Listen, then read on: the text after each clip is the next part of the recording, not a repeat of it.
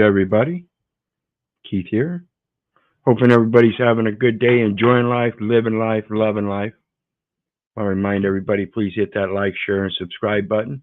There's a PayPal link down there for anybody who wants to share some love. Always appreciated.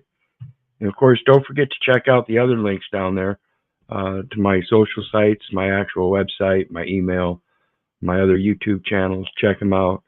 Go search out all the information. Like I tell people, don't believe me, don't believe your neighbor, don't believe your government. For crying out loud, don't believe your mother. Do your research so you know. And of course, the StreamYard link is down there for anybody who wants to join the panel. And we're going to go over Drawback, what is it, and the redress of the address. I'm hoping I've got a friend that'll come up and go over the redress of the address with us at some point in time, but we'll see how that works out. But it's a matter of that lease, one term lease, and who you're really leasing the property from. Like I said before and expressed many times, it's the municipality that names the street. And then they have an agreement with the Postal Service to enumerate each different lot. And that's the contract we're looking at. Municipality is using your implications of using the term resident under a lease or ownership, and yet they're using postal properties.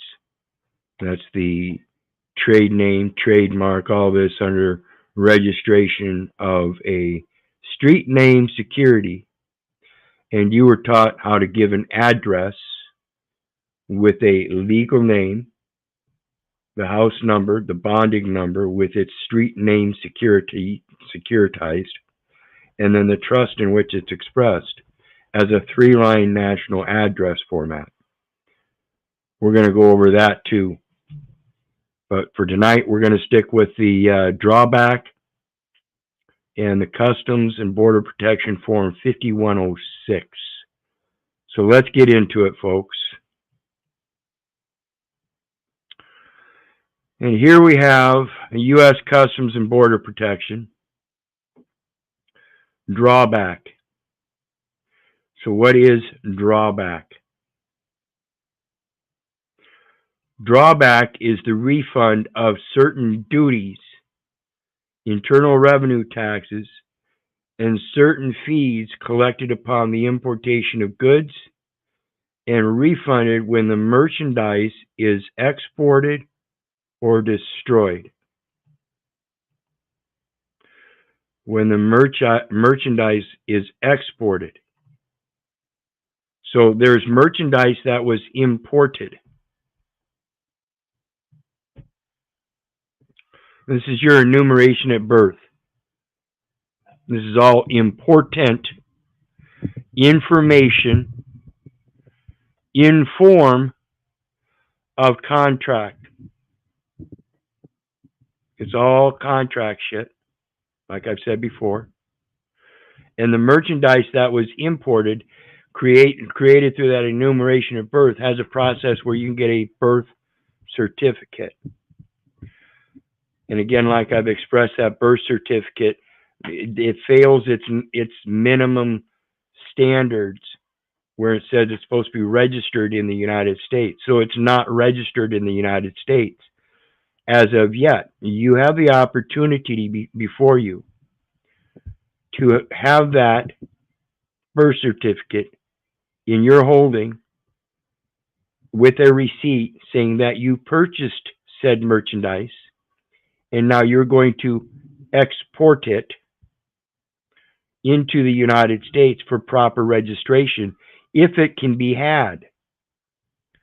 If it cannot be had, then there's got to be a settling and clearing of all the accounts. This is the automated clearinghouse I was talking about. Because there creates an impossibility of a United States business being organized with a structure well enough to have a board of directors to then be able to hire an attorney to make a representation in those administrative courts. That's the impossibility. It has not happened yet. For most, it will not happen. Please refer to 19 CFR 190. And that's going to be the drawback clause. Let me show you. Yeah, modernized drawback. And it gives you all the codes.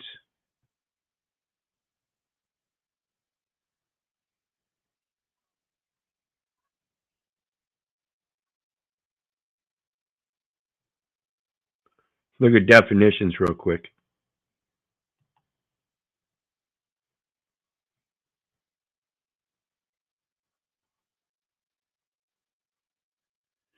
Act, unless indicated otherwise, means the Tariff Act. That's a tax act. Okay? Are taxes voluntary?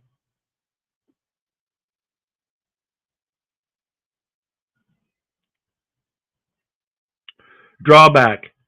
Drawback, as authorized for payment by CBP, means the refund, in whole or in part, of the duties, taxes, and or fees paid on imported merchandise which were imposed under federal law upon entry or importation, and the refund of internal revenue taxes paid on domestic alcohol as prescribed in 19 U.S.C. 1313. More broadly, drawback also includes the refund or remission of other excise taxes pursuant to other provisions of law. What they're saying is that anything you paid into the system that wasn't required to be paid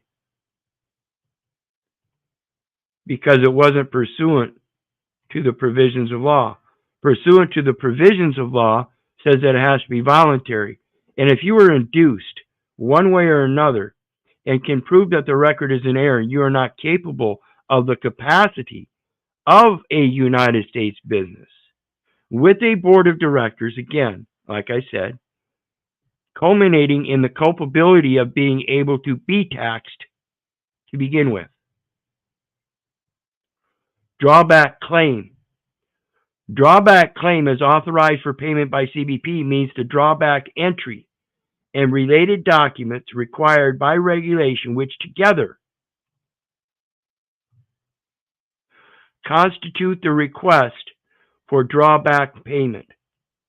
All drawback claims must be filed electronically through a CBP authorized electronic data interchange system. More broadly, drawback claim also includes claims for refund or remission of other excise taxes pursuant to other provisions of law. Where do we see excise taxes, folks? Do we see those on the receipts that we get at the local store? And when we get that receipt, like I've said before, look at that receipt. Does it not, when you use a credit or debit card, the cashier issues a receipt that says U.S. debit on it, despite the fact that it's in your name? Quote, you're an individual who owes a debt to the United States. Drawback entry means the document containing a description of and other required information concerning the exported or destroyed article upon which a drawback claim is based and the designated imported merchandise for which drawback of the duties, taxes, and fees paid upon importation is claimed. Do they not claim to import vehicles? Do they not claim to import all of those items on the shelves at your stores? Are they not foreign or domestic imports, imported from one state to another or from one country to another?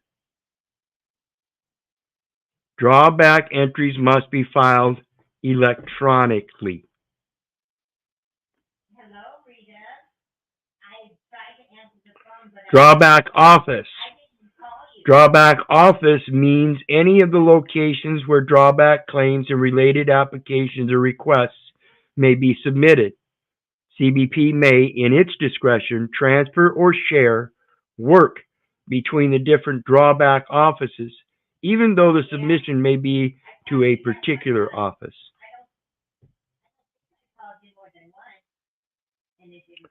A drawback product means a finished or partially finished product manufactured in the United States. Remember, we were talking about imports, right? Under the procedures in this part for entry, right? For manufacturing drawback, a drawback product may be exported or destroyed under CBP supervision with a claim for drawback. When you go to those car lots, they try to put a thing in there that says not for export, because this is how you claim your drawback on it for all the taxes, duties, imposts, and excises under Article 1, Section 8. Or destroyed under CBP supervision with a claim for drawback. Or it may be used in the further manufacture of other drawback products by manufacturers or producers operating under the procedures in this part for manufacturing drawback. In which case, drawback may be claimed upon exportation or destruction of the ultimate product. So when you go to the car lot, your claim is upon exportation. Okay? When you go to the store, you have to draw up some kind of documentation so that when you go to the store and you use that system and they give you that receipt, you can give that receipt then to a postal service worker to claim the drawback on it. Products manufactured or produced from substituted merchandise, imported or domestic, like I said, also become drawback products when applicable substitution requirements of the Act are met. The substitution is the delegation of the authority to issue your receipt in the name of the United States saying U.S. debit. Again, despite the fact that that card does not have the United States on it, it has your name. But you are operating, that's a legal name, as a United States business.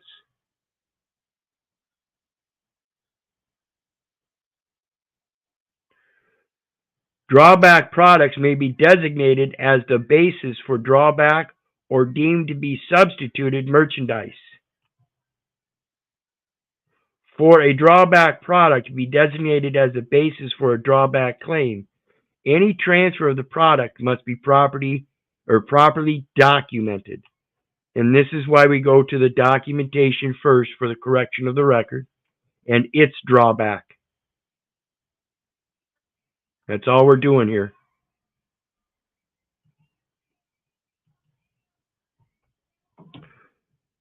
Let me see here. Okay.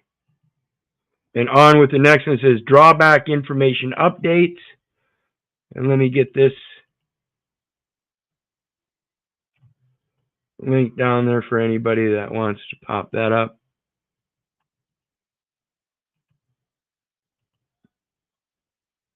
And again, this is just look up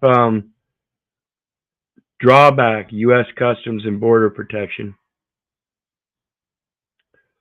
And they've got the drawback duplicate privilege approval policy update, drawback transition to the centers of excellence and expertise, accelerated payment continuous bonding policy,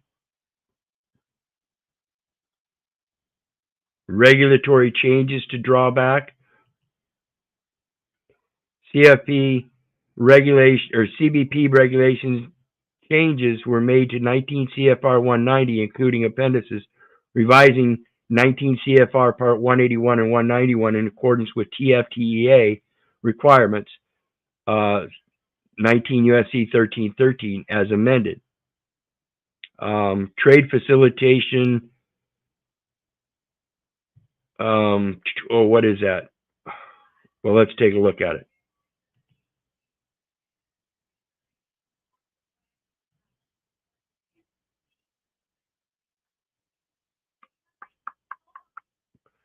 Trade Enforcement. Trade Facilitation and Trade Enforcement Act, 2015. So the Trade Facilitation and Trade Enforcement Act, Modernized Drawback, was published on December 18th, 2018.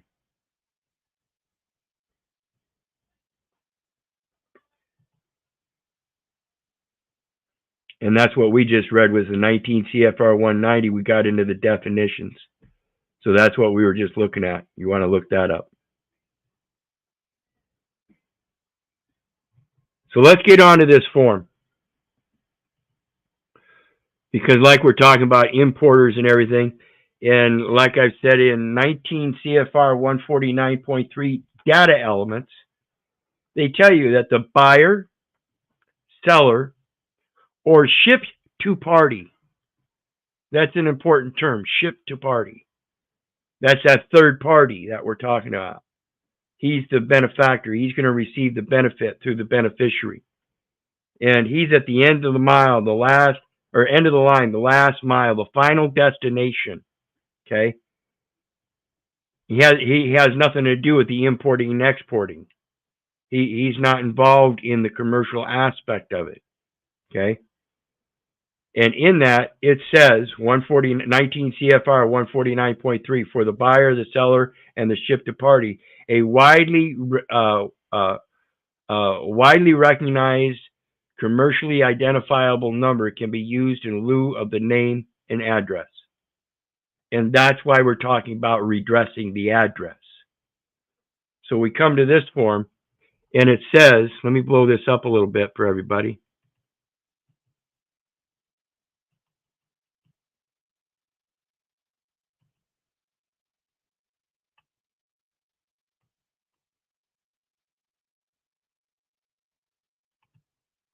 Too much. Just a little too much. Okay. So we got Department of Homeland Security, U.S. Customs and Border Protection. Create or update importer identity form. Create or update.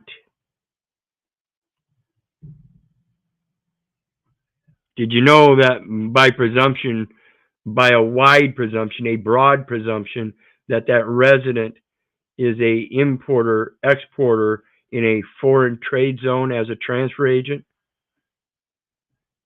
You'd be surprised. As the importer, consignee, or other party listed in Block 1,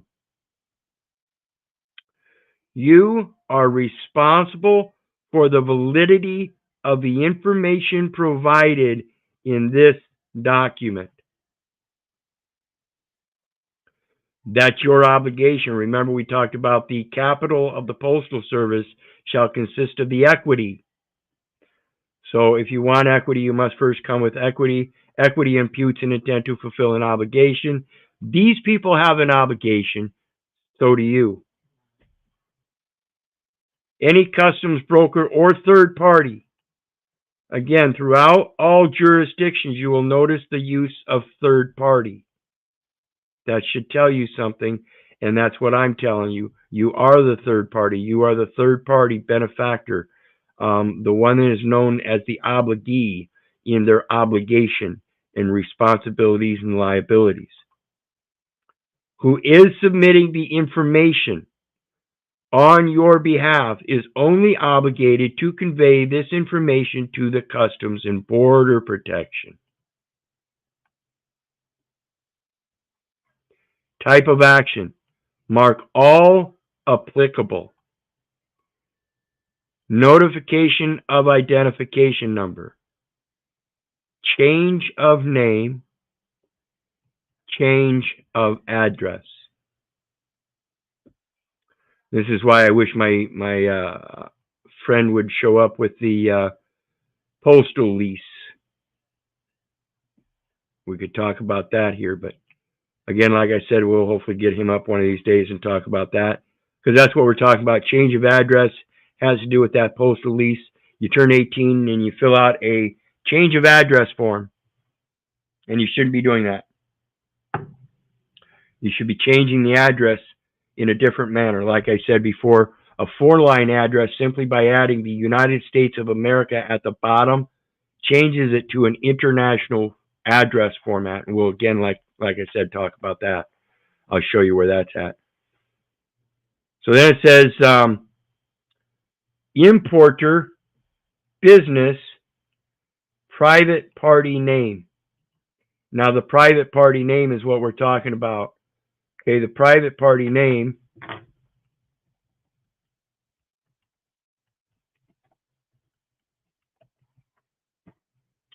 would be as such. Little, all caps, full colon stop, Keith-Orland, because I'm the benefactor of the entitlement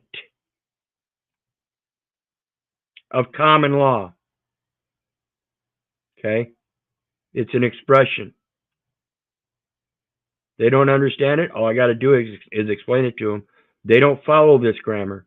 And this is the grammar that I follow as I understand it for common law expression of my given name as an entitlement to the inheritance of my legacy that came before me, the family Little. Internal Revenue Service, employer identification number, Social Security number, or CBP assigned number. Number type, select only one. IRS identification number, the EIN. IRS employer identification number, Social Security number, CBP assigned number, or requesting a CBP assigned number. Because as a buyer, seller, or ship to party, third party, I am allowed to use a number in lieu of a name and address. And I wish to have this one to do so. 1C is in regards to division, aka and DBA. Division name, also known as name, doing business as name. Also known as name.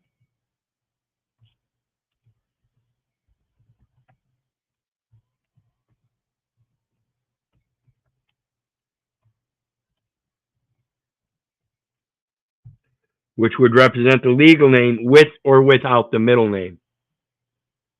But go ahead and just put the whole full name.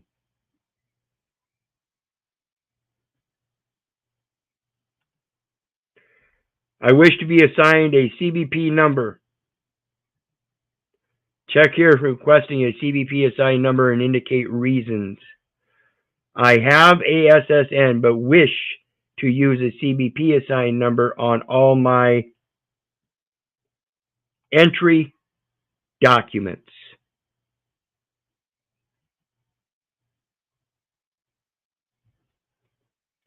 I am not a U.S. resident.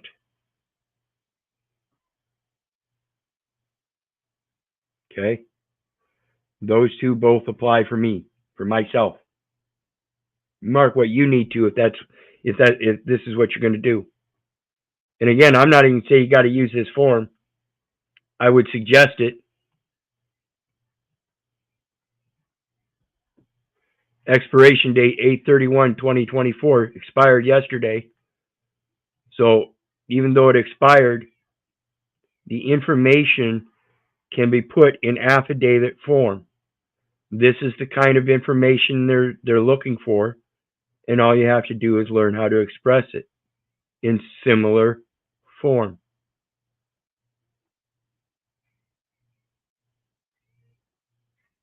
I'm sure you could probably literally print this off still, use it, and they would say, okay, well, we don't have anything else to replace it yet, unless they do, and then they would issue that new form.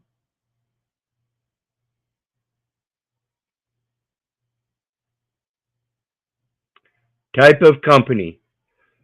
Corporation. They've been treating you as a corporation in those courts, assigning an attorney as if though there's a board of directors. U.S. government.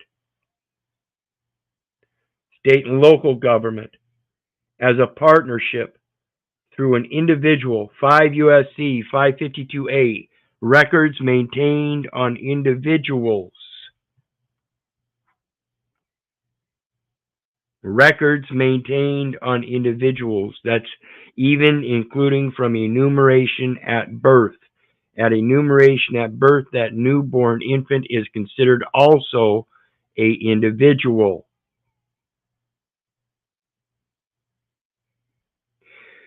If you are an importer, how many entries do you plan on filing in a year? Select from the following. Not an importer. I do not intend to import. How will the identification number be utilized? This is the utilized utility. Okay? Understand their language, folks. Select all options that will apply. Importer of record, refunds, bills, or consignee, ultimate consignee, other, or drawback claimant. It's always going to be drawback claimant because you're going to draw back all those charges so they don't apply. How do we do that? Well, we can't. It's impossible for us. So there's got to be an exception to the law. And that exception of the law is our need, our necessity to be able to draw back anything that would be improperly or misappropriated. Misappropriated. Let's put it that way. And then they've got program codes down here. So I'm guessing these would be informations that they would fill out later on. Or you can always call them up and ask them. They would be glad to help. These guys are awful helpful sometimes when it comes to their forms and plain questions. Mailing address. Each street address line can be no more than 32 characters. Okay, and notice they don't give you a limitation on the country. So you look up the country code for the state of Iowa and it'll give you an ISO code. And you can put that country code in there. That alone, like I said before, and we'll be doing a review on the domestic mail manual and international mail manual and see what they say on this. And that is merely the inclusion of that country code designates a grammatical construction of an international expression. You've expressed it in its international capacity. That's why I say adding United States of America as a fourth line on your address is an international address format. Is the address in 2A? A, resident, business center or business service center, corporate office, P.O. box, warehouse, or retail location, office building, or other. Explain. Foreign. Notice business, corporate, post office, warehouse, retail, office building, all businesses. That means resident is business. The last one, or other, explain, is the different. All these are the same. So we're outside of their jurisdiction, foreign. Now you have a physical location address, required only if different than mailing address. So do you think you should put down a street address or some kind of box address? Mailing address, I believe, should always be a box address.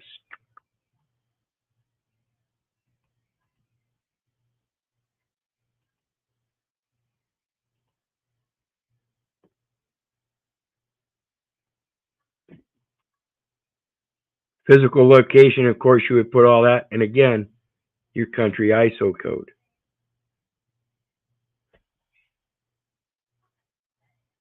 Other. foreign, because you're not in the business. You're not in their courts at law. You're not in their civil jurisdiction. You're under common law. Phone number, extension, fax number, email, website. This says required. Remember the asterisk says that this information is required?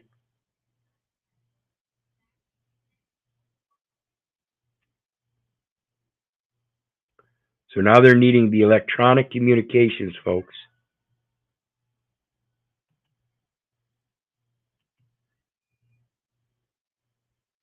Company information. Provide a brief business description, not a business. Free education only. Provide the 6-digit North American Industry Classification System code for the business. Not a business. Provide the DUNS number for the importer, not for importation. If you're also a broker or self-filer, supply the filer code that will be used when conducting business with the CBP. Not for business. For drawback. Year established. 1966.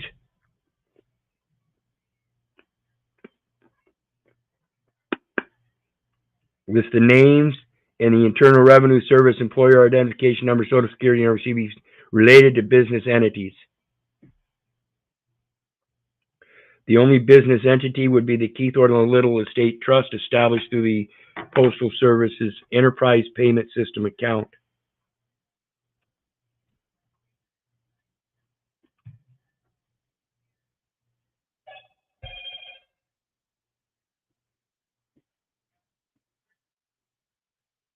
And that was done under a Social Security number.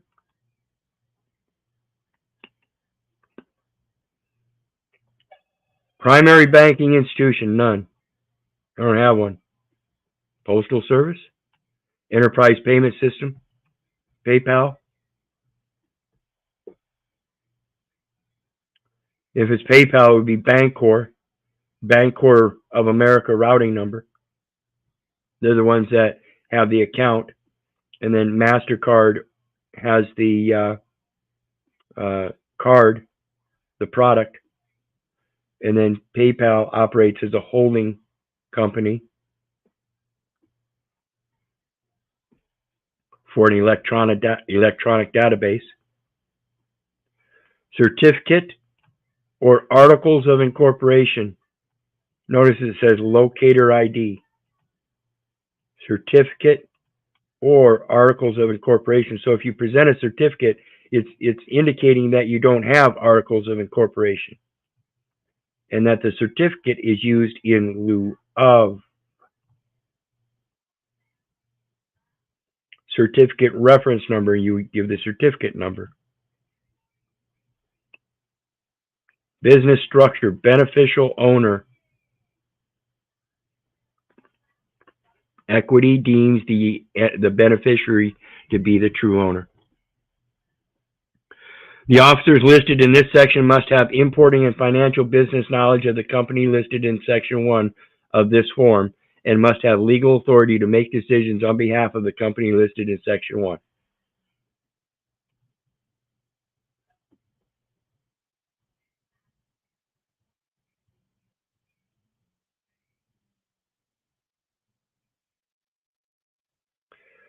Company, position, title. Wonder if a guy could get away with chaplain.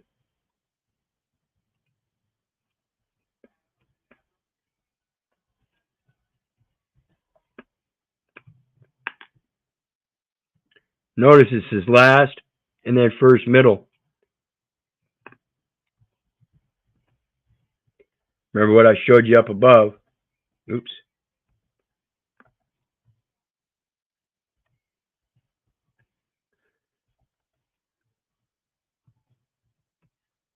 This is what they're looking for here, and that's a totally different grammar style than what I showed you up above.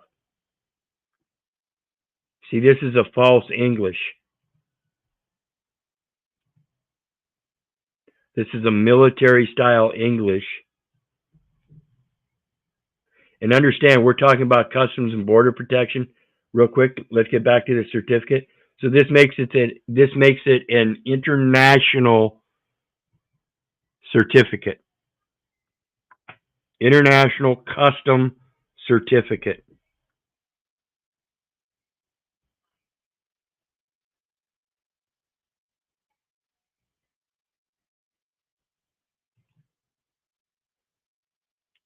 We would want the diplomatic address, and this is why I talk about the Organization of American States too. I'll have to get on that one of these days. Organization of American States through the Department of State is who you get your diplomatic travels through. That's where you get your diplomatic recognition. And remember, that comes from your high school diploma.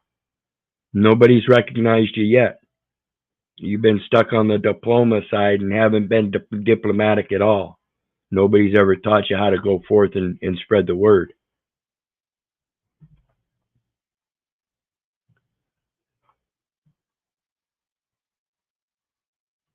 Exactly. What are entry documents? Anthony, servant of Jesus and God. What are entry documents? Entry documents are documents entered into their records, and they have to go through a certain process to make sure that they are valid. Just like the very top of this thing says, as importer, consignee, or other party listed in Block 1, you are responsible for the validity of the information provided in this document. So if you go marking this document up, you have to explain how it's valid. In this form, I can express how it's valid because this is the entitlement. This is the proper grammatical construction in English, and this too follows the same proper grammatical construction of the given name and the calling. See, when you reach the age of majority, you're first called Keith for the first part of your life. And then when you reach the age of majority and you're supposed to take upon a new name, you bring upon your second name that most people don't know because it's been kept private all of your life. Now you go about the world with your second name because you're no longer the child you were when everybody called you Keith. Important to understand how this stuff is constructed and how the construction of the English language comes about because of it. And also understand a little intricacy here. The English never had all caps. English never had capital letters at all. English started as all lowercase. Latin started as all uppercase. And when they merged various different details, and that's why we have V's and U's. See, it didn't used to have U's. Now it has U's and W's and capitals and lowercase. It was never that. It was just two different styles, and they took upon a different style for English. English is an adoption of other languages. Very beautiful.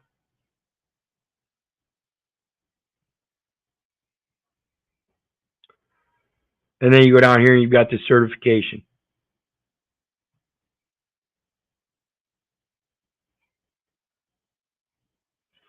Doesn't seem like it's too much. But again, folks, like I said, it's not a matter of having to do their forms. It's a matter of knowing what's going on so you can write your documentation out. So anytime when it's confronted, you can explain it to them. And if not, like I said, their forms are readily available. Don't believe me. Don't believe the neighbor. Don't believe the government. Don't believe your mother, for crying out loud. Do your research. They give you everything they're using. 19 U.S.C. 190, Part 181 and 190. Go check them out. Read the definitions. Find out what they mean by the drawback, like we read earlier. And that's because everything's backwards. So draw it back. All the duties, imposts, taxes, and excises you paid all your life weren't meant for you to pay. Payable on death because it's the estate that's supposed to pay it. This is a credit system. Hey, Jesse. I'm going to drop this link in case it's not down there anymore. I think I pinned it, but I wasn't sure. So just catch me at the end here.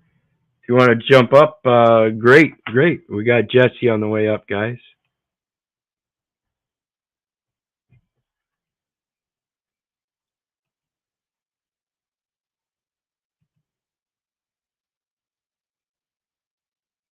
And while we're waiting for him, I'm going to pull up.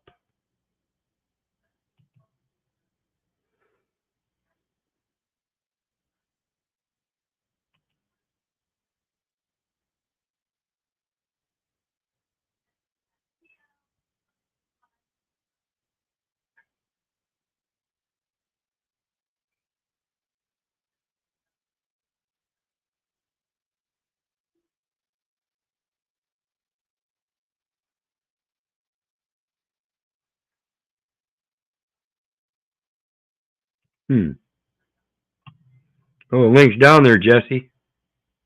There he is. Can you hear me? We got you. Can you hear me? Yep. All right. What's going on, Keith? Well, I was trying to pull up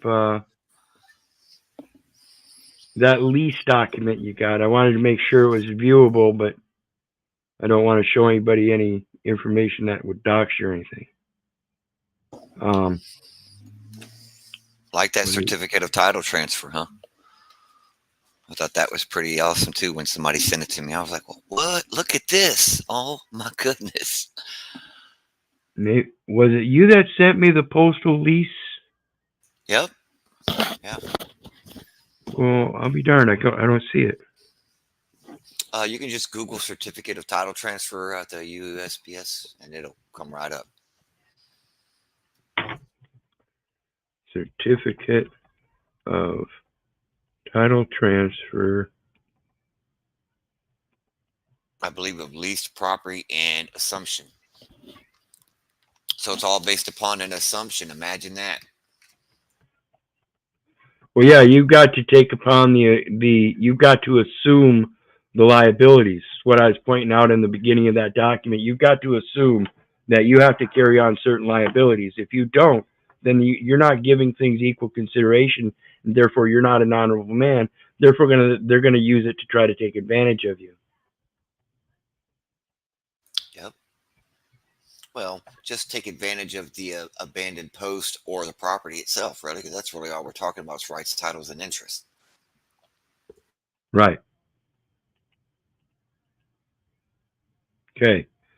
So we have certificate of transfer of title to leased property and lease assignment and assumption. Facility name, location. Whereas, and the United States Postal Service entered into a lease dated. So this one here is grantor. Keith Little, grantor, and the United States Postal Service entered into a lease dated for space located at, and then attach the legal description if requested.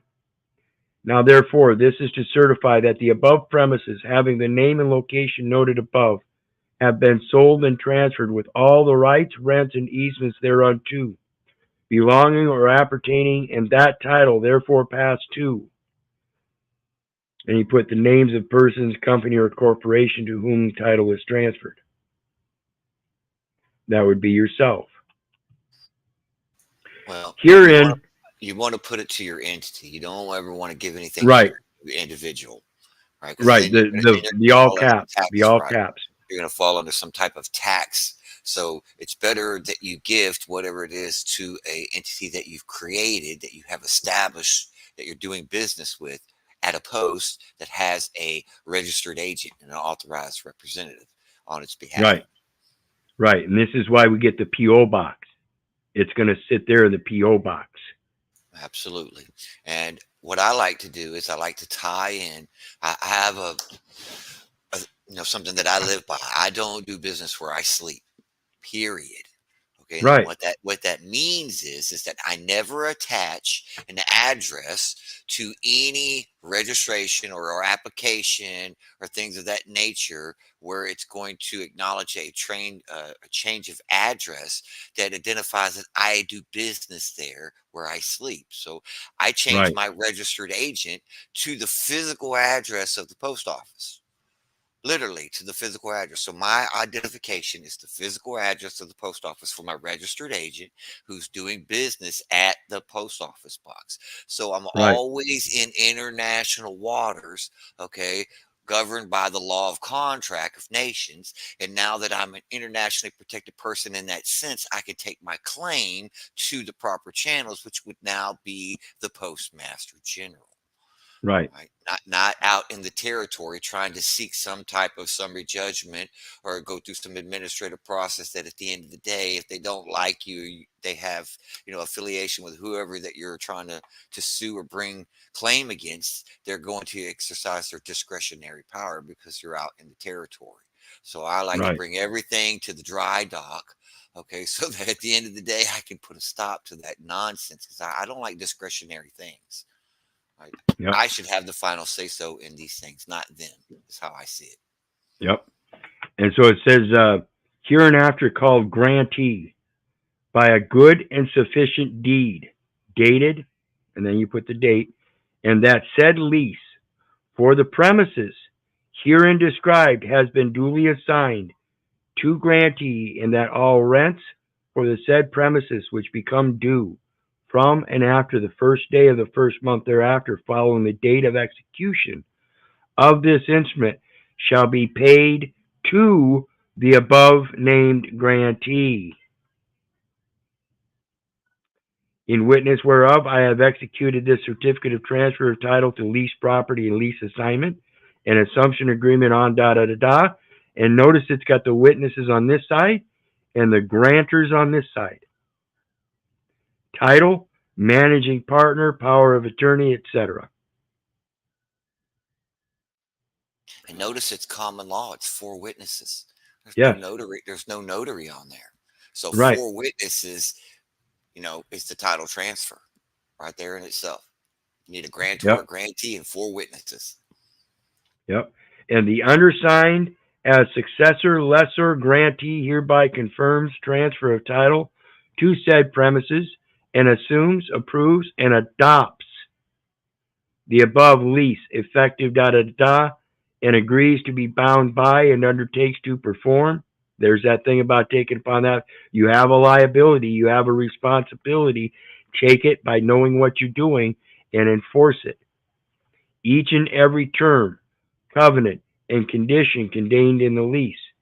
The successor lessor grantee further assumes all obligations and liabilities of all claims and demands against the prior lesser grantor under the lease in all respects as if the successor lesser grantee were the original party to the lease.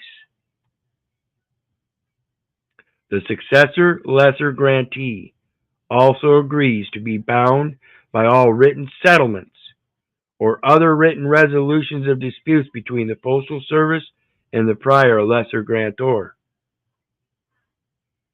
Again, sign it.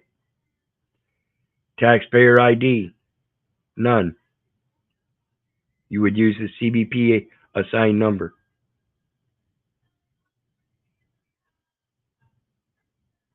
To be signed by all parties with legal ownership in the property being assigned.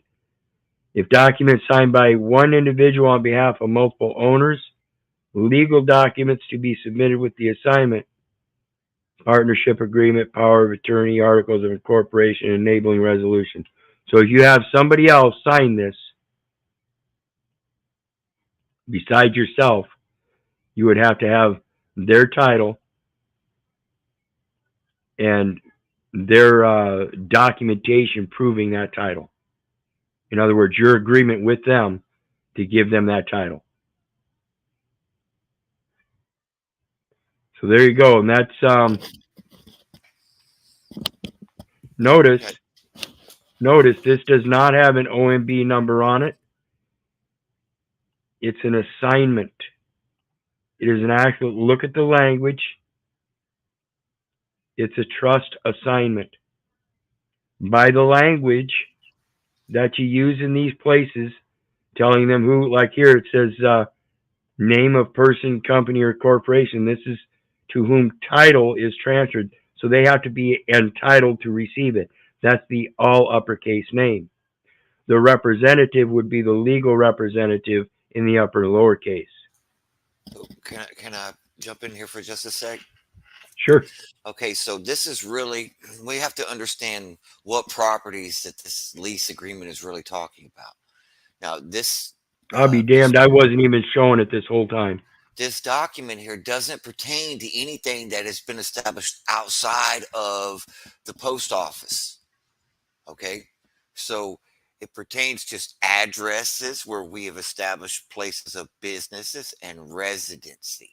Okay, it pertains to your birthright. Okay, this is the document for one of the documents that you use when you make your claim. But more importantly, there's certain things that if anything has been registered through the post office, this is the form in order to make claims in regards to it. For example, when you do a change of address and it comes with a little yellow sticker down at the bottom, all right, and it's titled to say, let's just say it's titled to your name, right? If you were going to exercise the authority for that name on this document here, you would need a power of attorney. So you would attach your power of attorney to it, showing that you are the one who's authorized for the name on the change of address to be able to transfer those rights, titles, and interests. Okay, so if it wasn't your name that the address was changed, that it was your business, well, then you would have to be the representative on behalf of that business at the top and then present the power of attorney, right? So it's always imperative that you know it's not always going to be your name, the all capital letter name that we're going to be moving rights, titles, and interests to. It could be any business that you've established that you have a power of attorney for.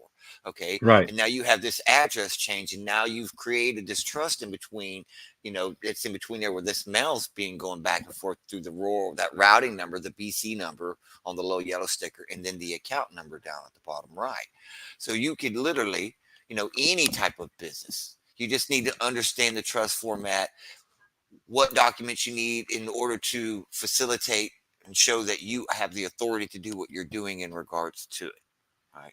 So it's not just appertaining to just your name per se. It's any entity that you've created or that you are established or that you're transferring it to someone else. You're always going to have to show your credentials. Yep. And that's important to understand there too, is credentials doesn't mean identification. It means credentials, and that's documentation. Right. Like for a good example I could give, Keith, if I wanted to show up, let's say that I wanted to be the registered agent, I'm acting on behalf of the estate, then I would show my ID because it says last name, first name, middle name, right? That's the registered agent for there. If I wanted to show that I was had the attorney in fact, well, I would pull out my power of attorney. So here's the credential for the power of attorney. Here's proof that I'm tied to the estate through this registered agency over here, right? So one just begets the other. Yep. And that's all we're doing is attaching the proper documentation in the proper manner to express our proper position in life. And that state identification commingles and confuses that with the performance of the functions of public office. And that's a big problem. But anyway, I want to thank Jesse for coming up and going over that real quick. I'm going to be back again tomorrow night. We're going to go over 19 CFR 24.5, the filing identification number, and a set of definitions at 19 CFR 101.1. So be back then. We'll go over those and enjoy some more conversation exposing the address and redress as we go through this documentation. Wait, before you hop off of here, you have a few minutes to speak to me in private? Yeah, when we get done. All right. All right. And with that, folks, you guys know me. I love you, but I don't give a rat's ass whether you love me back. That's on you if you don't like me and you don't respect me. I really don't care. So may God bless you and have a good night. In the meantime, we'll see you next time. Always make sure the equipment is well maintained.